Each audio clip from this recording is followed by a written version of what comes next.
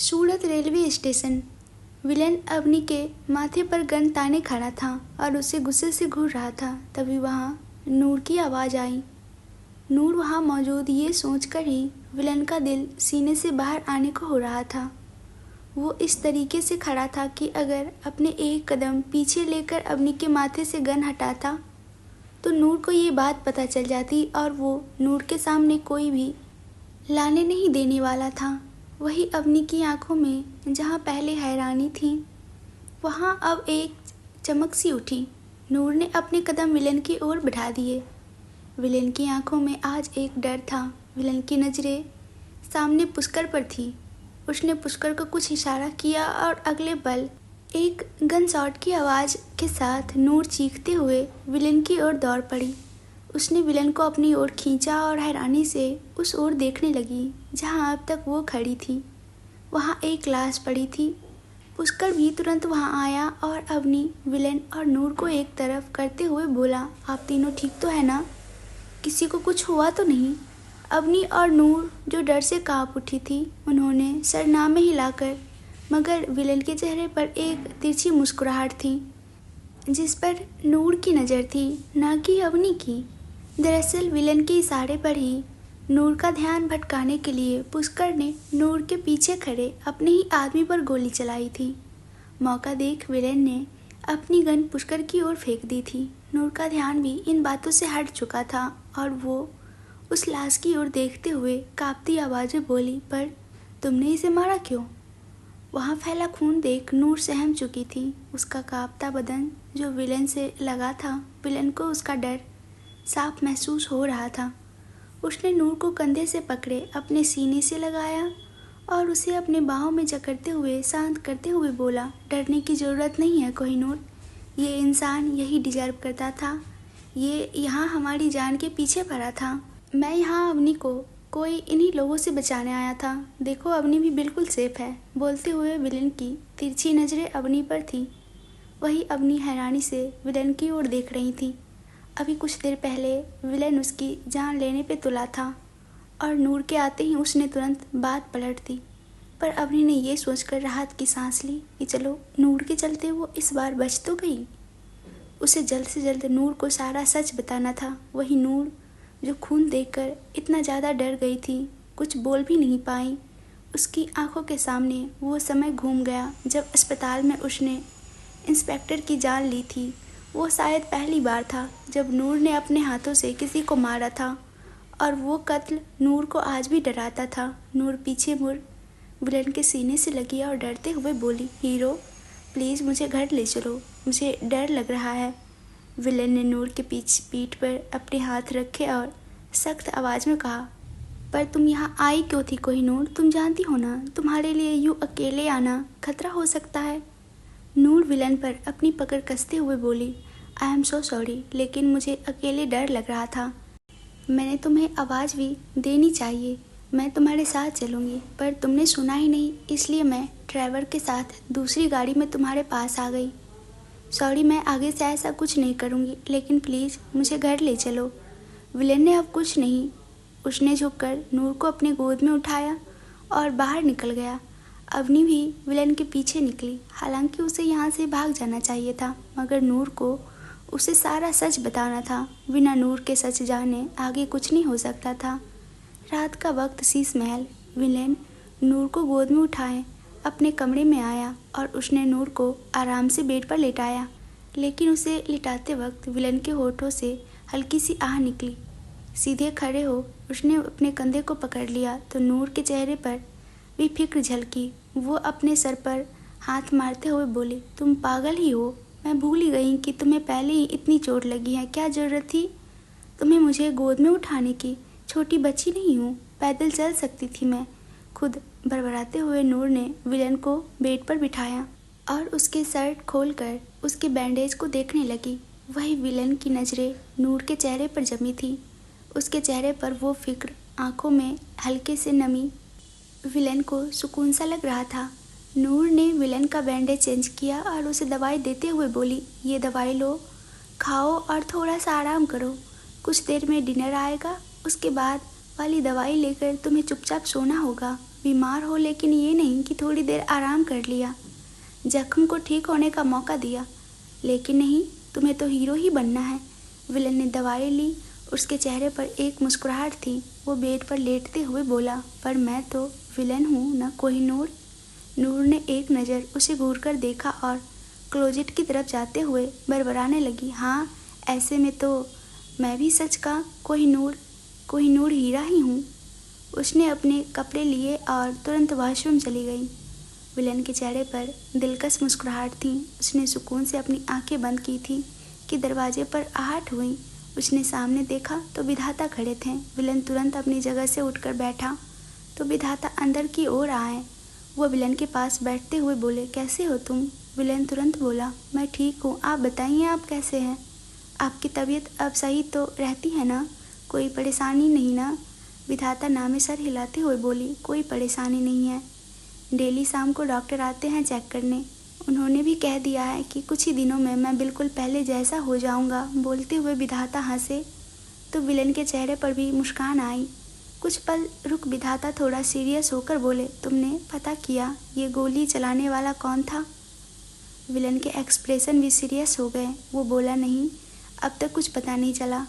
मैं पर्व को कहा है पता लगाने को। जो कोई भी था, कोई नूर की जान के पीछे पड़ा था। नूर की जान के पीछे? विधाता हैरानी से बोले।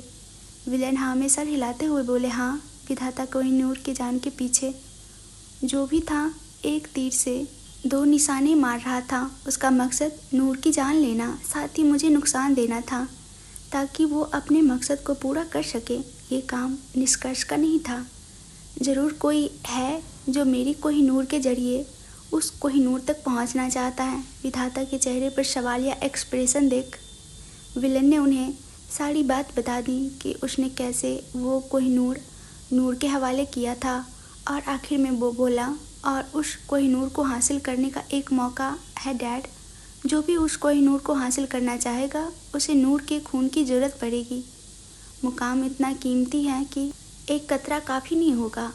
विधाता की आंखें हैरानी से और बड़ी हो गईं। वो शायद विलन की चाल को समझ चुके थे, मगर कुछ था जो उन्हें खटक रहा था। विधाता अगले पल अपनी जगह से उठे और गुस्से में बोले, मगर विलन, तुमने ये सही नहीं किया। जब सब कुछ तुम्हारे हाथों में था, खेल हमारे हाथ में आ चुका था, तो तुमने कोहिनूर नूर के हवाले करने की क्या ज़रूरत थी? तुम नूर को मकसद के ऊपर कैसे रख सकते हो विलन? विलन भी अपनी जगह से उठा। चेहरे के एक्सप्रेशन काफ़ी सर्द हो गए थे, मगर वो कोई जवाब देता उससे पहले ही खटकी आवाज़ से उसका ध्यान वॉशरूम के दरवाजे की ओर गया, जहाँ नूर आंखों में आंसू लिए खड़ी थी। वो वॉशरूम से कब का बाहर आ चुकी थी।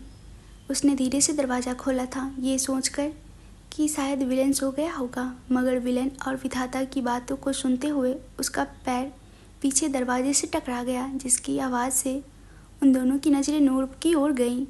नूर की आंसू से भरी हीरे से चमकती आंखें इस वक्त विलन पर जमी थीं। विलन ने नूर पर नज़र जमाए ही विधाता से कहा, विधाता, मैं आपसे कल बात करता हूँ, इस वक्त हमें अकेला छोड़ दीजिए। विधाता ने भी एक नज़र नूर को देखा और तुरंत वहाँ से निकल गए। नूर की आंखों में आंसू देख आज विलन के दिल में एक अजीब सी टीस उठी थी। वो धीमे कदमों से नूर के सामने आकर खड़ा हुआ। कुछ बोलना चाहता था, लेकिन उससे पहले ही नूर ने तकलीफ भरी आवाज़ में कहा, मकसद या मैं? अपना सवाल कर। नूर नम आंखों से विलन की आंखों में देख रही थी।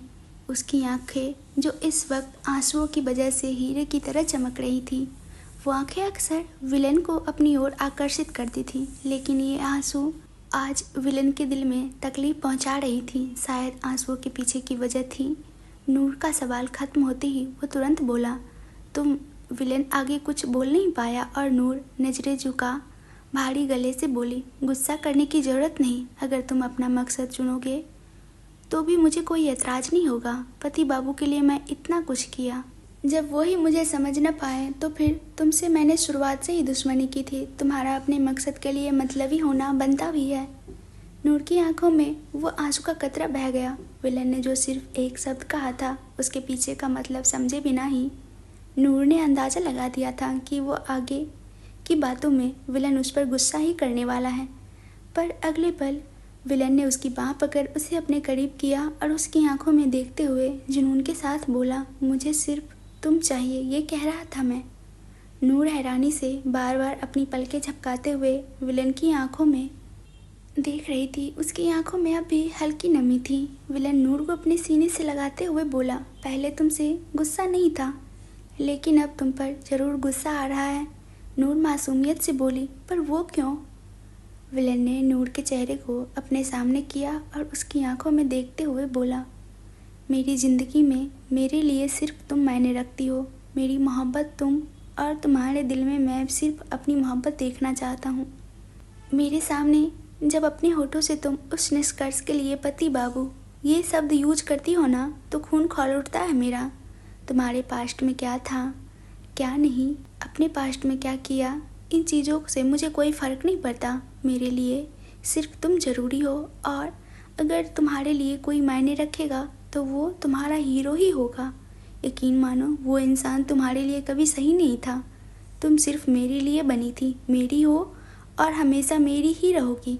समझ में आई बात? बोल विलेन ने झुककर नूर के माथे पर अपने होठ रख दिए। नूर की पलकें खुद ब खुद बंद हो गईं। उसकी आंखों से आंसुओं की कतरा बह गया, पर चेहरे पर मुस्कान थी। उसने विलन के हाथ पर अपने हाथ रख दिए। कुछ देर यूं ही रहने के बाद विलन नूर से अलग हुआ और उसने तुरंत नूर को अपने गोद में उठाकर बेड की ओर कदम बढ़ा दिए। नूर ने भी बड़ी नजाकत से विलन की गर्दन में अपनी बाह लपेटी और प्यार भरी नज़रों से विलन के चेहरे की ओर देखने लगी। विलन की नज़रें भी नूर के चेहरे पर थीं। वो भी दिलकशी से मुस्कुरा उठा। दोनों साथ में बेड पर आए। विलन ने खींचकर नूर को अपने सीने से लगा लिया और अपनी आंखें बंद कर ली। नूर कुछ पल विलन के चेहरे को देखती रही और आखिर में उसने भी अपनी आंखें बंद कर लीं। दोनों सुकून से सो गए, मगर दूसरी ओर विधाता की नींद उड़ चुकी थी। वो अपने कमरे में गुस्से से इधर उधर टहल रहे थे। अपने हाथों को एक दूसरे से मसलते हुए वो खुद से बोले, विलन, तुमने ये सही नहीं किया। मेरे मकसद को पूरी तरह से बर्बाद कर दिया तुमने। उस कोहिनूर को नूर के हवाले कर सब कुछ ख़त्म कर दिया तुमने। कोहिनूर जब तक तुम्हारे हाथ था तब तक इस दुनिया की बादशाहत मेरे कदमों में थी, लेकिन तुमने अब सब बर्बाद कर दिया। विधाता काफ़ी गुस्से में लग रहे थे, इसलिए कुछ सोच समझ नहीं पा रहे थे। विधाता गुस्से में ही अपनी बेड पर गए। उन्होंने लाइट्स ऑफ की और चुपचाप अपनी आंखें बंद कर लीं। उस अंधेरे में एक अजीब सी शांति थी, और उस शांति में भी विधाता के कानों में विलन की कही हुई बातें गूंज रही थीं। काफ़ी देर विधाता विलन की बातों के बारे में सोचते रहे और अचानक उठकर उसने लाइट्स ऑन की। अब तक जहां उसके चेहरे पर बेपनाह गुस्सा था, वहीं अब वो सातिर मुस्कान के साथ खुद से बोले, आखिरकार मिल ही गया रास्ता। इस काम में मेरी मदद निष्कर्ष खुराना ही कर सकता है।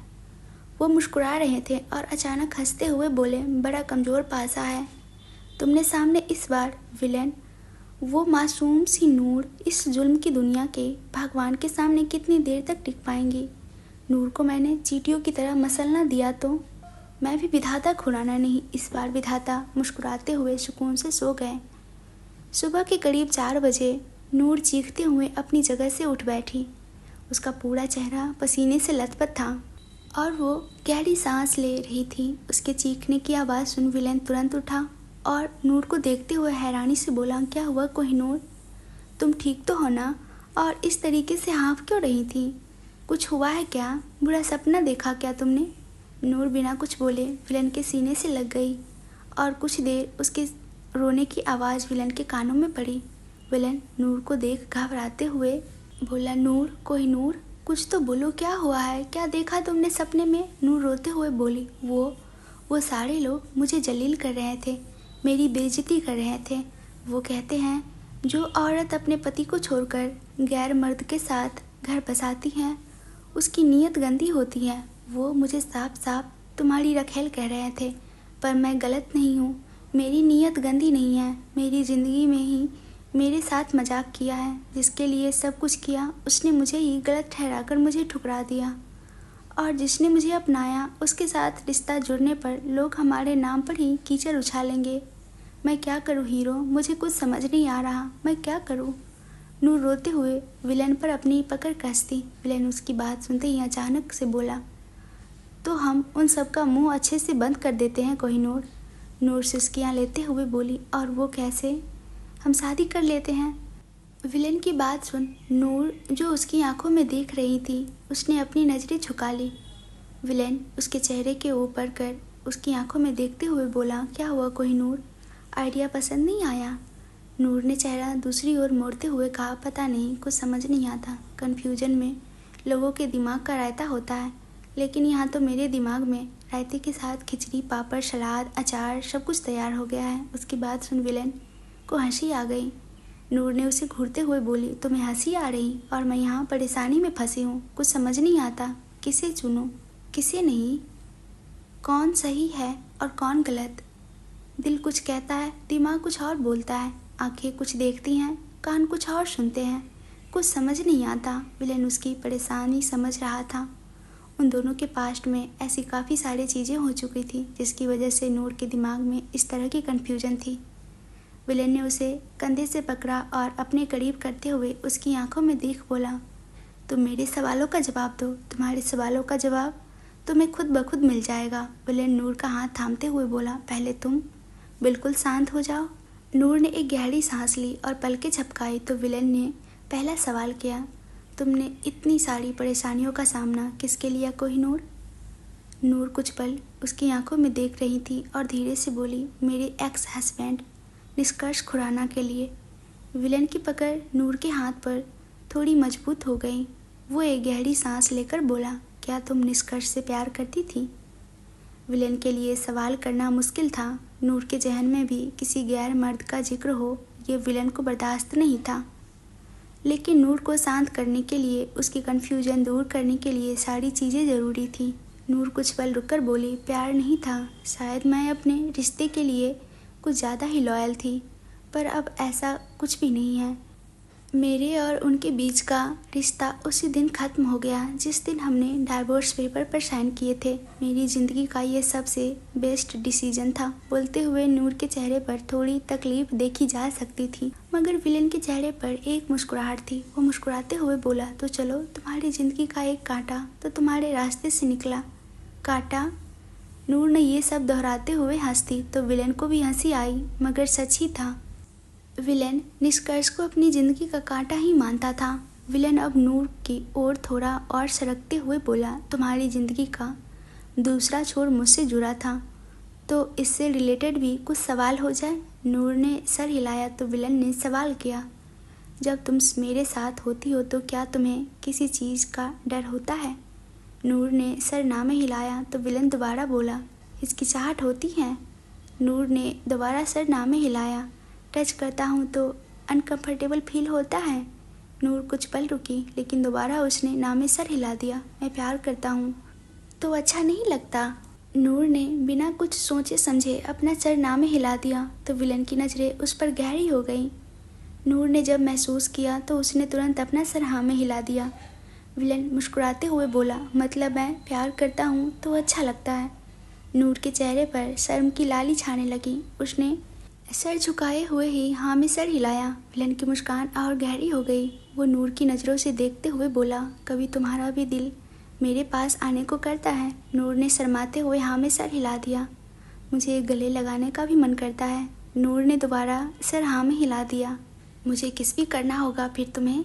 नूर ने खोए हुए ही सर हाँ में हिला दिया तो विलन को हंसी आने लगी। उसे नूर इस वक्त अपने सामने बैठी हुई इस दुनिया की सबसे मासूम लड़की लग रही थी। वो नूर के चेहरे पर झुकते हुए मदहोशी से बोला, तुम प्यार करती हो मुझसे? नूर ने उसके एहसासों में खोते हुए ही अपना सिर हाँ में हिलाया तो विलन की मुस्कान में और दिलकशी छा गई। उसके होठ जैसे ही नूर के चेहरे को छुए नूर होश में आई। वो खिसक कर विलन से थोड़ा पीछे हुई और अपनी आंखें फाड़े विलन को घूरते हुए बोली, आखिर तुम करना क्या चाहते हो? विलन ने उसके सर पर हल्के से हाथ मारते हुए कहा, वही जो तुम्हें कभी समझ नहीं आता। Idiot, you loves me. अपनी कन्फ्यूजन में तुम्हें अपने दिल का ही हाल पता नहीं चल रहा। ये सुनते ही नूर की आंखें और ज़्यादा हैरानी से बड़ी हो गई। विलन उसे यूं ही देख मुस्कुराते हुए बोला, इतना भी हैरान होने की ज़रूरत नहीं है। शांति से बैठकर सोचोगी तो सब समझ आएगा। लेकिन फ़िलहाल हम चलते हैं साथ में शॉवर लेने। शादी तो हमारी जल्द ही होगी, लेकिन उससे पहले थोड़ा रोमांस भी ज़रूरी है। बोलते हुए विलन ने नूर को अपनी गोद में उठाया और वॉशरूम की ओर लेकर बढ़ गया। नूर की बाहें उसकी गर्दन में लिपटी थी और उसने शर्म से अपनी नज़रें झुका रखी थी। जहाँ विलन और नूर अपने प्यार भरे पल बिता रहे थे, वहीं किसी की ज़िंदगी में आग लगी पड़ी थी। उर्मी आज सुबह के 6 बजे ही एक कैफ़े के बाहर किसी का इंतज़ार कर रही थी। उसकी हालत कुछ ठीक नहीं थी। वो मुश्किल से ही दीवार का सहारा लेकर खड़ी थी। वो कैफ़े फ़िलहाल इतनी सुबह बंद ही था। कुछ ही देर बाद वहाँ एक कार आकर रुकी। उर्मी उस कार में बैठी और वो कार कहाँ निकल गई। उर्मी ड्राइविंग सीट पर बैठे हुए आदमी की ओर देख रही थी। उसके चेहरे पर मास्क था। उसने पूरे काले कपड़े पहने हुए थे। वो सामने की ओर देखते हुए सर्द आवाज़ में बोला, क्या हुआ? इतनी सुबह सुबह मिलने को क्यों बुलाया? कौन सी मौत आ रही थी तुम्हें?